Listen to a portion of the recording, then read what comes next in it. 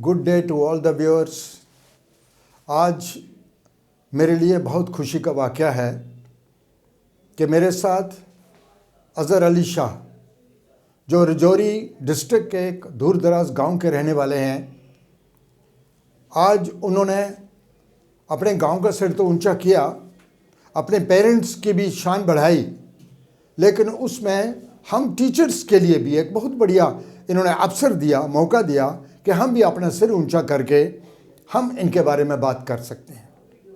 देखिए, ये अभी अभी जो रिज़ल्ट निकला है JKAS का, उसमें इनका 71 रैंक है। इनका 71th रैंक है JKAS में। बहुत मेहनत मशक्क़त करी इन्होंने, बहुत मेहनत करके। देखिए, मुझे आज तक याद है जब ये आए मेरे पास 3 साल पहले और उन्होंने बोला कि मैंने KS करना है, तो मैंने इनसे जब बातचीत की, क्योंकि मेरी आदत है जब भी मैं किसी बच्चे को एडमिशन देता हूँ तो मैं बहुत कुछ पूछता हूँ। तेरा लेवल क्या है, तुम कहाँ से पढ़े हो, तुम्हारा बैकग्राउंड क्या है, सब कुछ पूछ के उसके बाद देन आई मेक श्योर कि क्या ये बच्चा उस पैमाने पर उतरेगा, क्या ये मेरा नाम ऊंचा करने के लिए वाकई ही तैयार है, क्या काबिल है। तो मैंने इनको बोला, आप दोबारा अपने आप को देख के आओ। मैंने इनको वापस भेज दिया। I said I am not going to take you right now, आप 2 दिन के बाद आना। और अज़हर साहब, ये he will also talk to you the same thing. मैंने कहा 2 दिन के बाद आना, थोड़ा अपने आप को, ये जो मैंने आज आपको क्वेश्चन पूछे हैं इनको ध्यान में रख के अपने आप को देखो आप कहाँ स्टैंड करते हो। I gave him and I am giving this chance to every child who comes to me कि जाओ यार, पहले मेरे इन क्वेश्चंस का जवाब ढूंढ के लाओ। ही केम आफ्टर 3 days और इन्होंने कहा मैं करूँगा। मतलब इनका जो बोलने का स्टाइल था, it was entirely different after 3 days। बहुत इन्होंने बड़ी कॉन्फिडेंस से बोला, yes I will do sir, I will do. जब 2-3 बार इन्होंने बोला, आई सेड ओके कम। और फिर इन्होंने शुरू कर दिया, हमारी क्लासेस लेना शुरू कर दिया। तो हमारी एक टीम है और उस टीम में कुछ लोग ऑफिसर बन के चले जाते हैं। बहुत सारे मेरे टीम के मेंबर हैं जो अभी मुझे सुन भी रहे होंगे कि जो ऑलरेडी KS अफसर बन चुके हैं, अब तो वो सीनियर ऑफिसर बन चुके हैं। और अभी नए वाले कई लोग अभी आए हैं जिन्होंने JKS क्वालिफाई किया या UPSC एग्ज़ाम क्वालिफाई किए हैं। कहीं इंटरव्यू करने के बाद वो रह गए हैं, या कहीं मेंस लिखने के बाद वो नहीं कर पाए हैं, दे आर स्टिल ट्राइंग। तो जब ये आए तो मेरी पूरी टीम ने इनको अच्छे ढंग से इंडियन पॉलिटी, ज्योग्राफी, इकोनॉमी तो चलो मैं ही पढ़ाता हूँ, तो हम सब ने, हमारी एज यूजुअल कोशिश रहती है कि जो भी बच्चा हमारे पास आए उनको ढंग से पढ़ाया जाए। और अज़हर अली साहब भी हमारे पास आए। इनके साथ और 20 बच्चे थे जो पढ़ रहे थे। कुछ डिफरेंट जगहों पे उनका जॉब लग गया है और इन्होंने रिसेंटली KS क्वालिफाई किया। मैं इनको मुबारकबाद देता हूँ और इनके पेरेंट्स को मुबारकबाद देता हूँ। जिस गांव से बिलोंग करते हैं मैं उन सब लोगों को मुबारकबाद देता हूँ, क्यों जब कोई भी कैंडिडेट जब ऐसी चीज़ें हासिल करता है उसमें उनके गांव वालों का, उनके पेरेंट्स का, उनके टीचर्स का, सबका योगदान होता है। और थोड़ा थोड़ा सबका योगदान मिलके और फिर इनका अपना योगदान है जो इन्होंने मेहनत की। इन्होंने बहुत मेहनत की। और मैं एक चीज़ बता दूं आज आपको कि जब ये आए तो मैंने इनको बोला मैं 6 महीने में सिलेबस कंप्लीट करूंगा। हो गया। 6 महीने के बाद ये कहने लगे नहीं सर, मेरा मन करता है एक बार मैं फिर रिपीट करूं। आई सेड कम। तो हम क्या करते हैं कि हम एक बार बच्चा एडमिशन लेता है, हम उसको 2-3 अटैम्प्ट्स लेने देते हैं, क्योंकि इट्स वेरी रेयर। बहुत कम बच्चे हैं जो फर्स्ट अटैम्प्ट में क्वालिफाई करते हैं। लेकिन मैंने इनको देखा, इनकी जो काबिलियत थी वो दिखने लगी। 2-4 महीने के बाद दिखने लगा कि he was not that Azhar Ali जो पहले दिन मेरे पास आए थे। बहुत कॉन्फिडेंट हो गए, क्योंकि हम इंस्टीट्यूशन, हम टीचर जो हैं, हमारा काम होता है इनके कॉन्फिडेंस को बढ़ावा देना, इनको पढ़ाना भी, इनका स्किल भी इम्प्रूव करना, इनके टैलेंट को भी शार्पन करना, इनके कॉन्फिडेंस को बढ़ाना और इस काबिल बनाना कि जो आज ये बन गए। 71th रैंक इनका JKAS में आया। ये बहुत ही एक गर्व की बात है, फ़ख्र की बात है हम सब लोगों के लिए। अब मैं अज़हर अली साहब को बोलूँगा, आप बताएं कि पायनियर्स एकेडमी का क्या रोल रहा हमारे टीचर्स का क्या रोल रहा, हमारा जो स्टडी मटेरियल बना है वो कैसा है। मैं कई बार इस कैमरे पे आके बोला हूँ बच्चों को कि आप हमारा स्टडी मटेरियल भी ले सकते हैं, आप बाई पोस्ट भी मंगवा सकते हैं।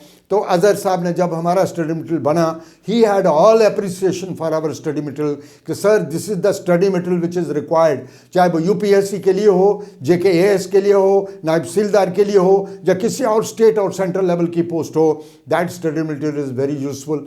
और टेस्ट सीरीज़ खासकर हमारी जो बड़ी पॉपुलर हैं, हमने कितने हज़ारों MCQs बनाए हैं जो बच्चों को देते हैं। हाँ, एक बात है कि हम कोई ज़्यादा पेपरों में अपने बारे में नहीं लिखते, हम बड़ा एक साइलेंट वर्कर्स हैं।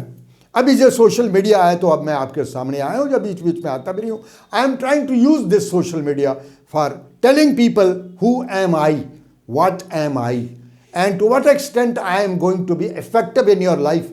आपके कैरियर बनाने में आपका भी योगदान है, पेरेंट्स का भी योगदान है, और टीचर्स का भी बहुत बड़ा योगदान है।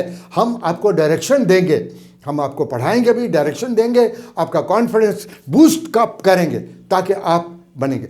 अजहर अली साहब का तो मुझे तवक्को है, अभी तो इन्होंने JKS किया, तो मैं अभी इनसे बात कर रहा था। मैं आपसे उम्मीद करता हूँ अगले साल आपको UPSC करना है, आपको IAS करना है। इनको IAS बनने से कोई नहीं रोक सकता। आज मैं सबके सामने ये बात डिक्लेयर करता हूँ, बस थोड़ा सा ये पेशेंस रखें। ये जो स्टफ़ है, इनकी जो काबिलियत है, वो JKS तो चलिए एक पहला स्टेप हो गया, लेकिन अल्टीमेट इनका जो अल्टीमेट डेस्टिनेशन है दैट इज़ IAS। और मैं आपके ज़रिए इनको अपनी दिल की गहराइयों से दुआ देता हूँ कि अगले साल ही शुड कम अप और हमारे कैमरे में बैठ के यहीं आके ये आपसे दोबारा बात करेंगे, and he will come out as an IAS officer. अब मैं ये माइक इनके हवाले करता हूँ और मैं इनसे अनुरोध करता हूँ कि 10, 12, 15 मिनट के लिए ये आपसे बात करें और आपको भी इनकरेज करें और आपको भी ये स्ट्रेटजी बताएं कि कैसे पढ़ना पढ़ाना है, कैसे तैयारी करनी है। इन लोगों के मुंह से सुन के आपको बहुत अच्छा लगेगा। Thank you very much.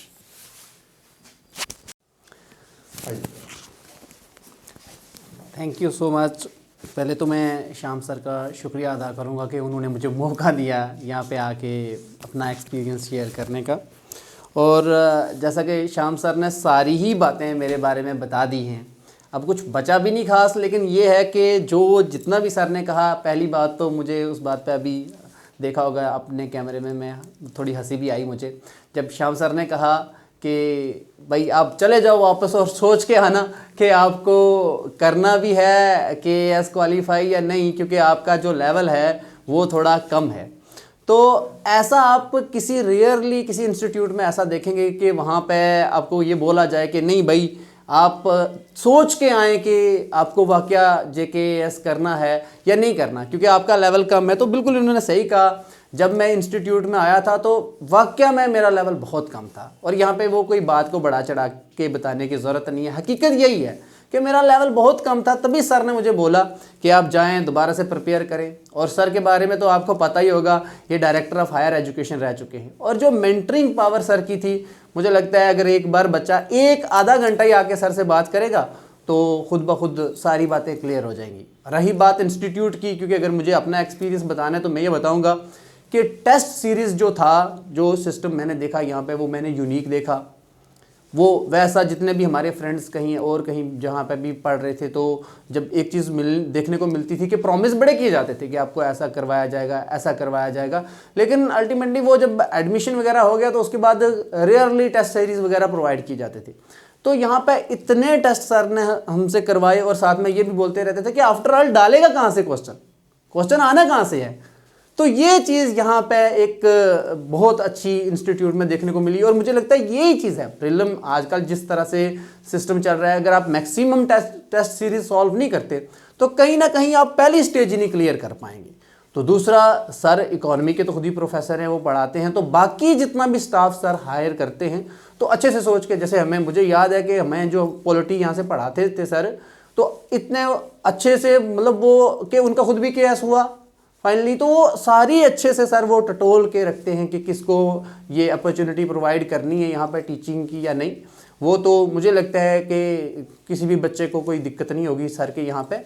और मेंटरिंग सर की जो मोटिवेशनल मिलती थी, मतलब जब भी हमें फील हुआ कि नहीं यार यहाँ पे कुछ कमी रह रही है, ये हो जाएगा। जैसे कि मैंने बताया, मैं तो एक गांव से, साधारण से गांव से हूँ, फार फ्लंग एरिया से, और I am first KAS officer from that particular village. Panchayat 5 square kilometre का एरिया, उससे कोई नहीं निकला।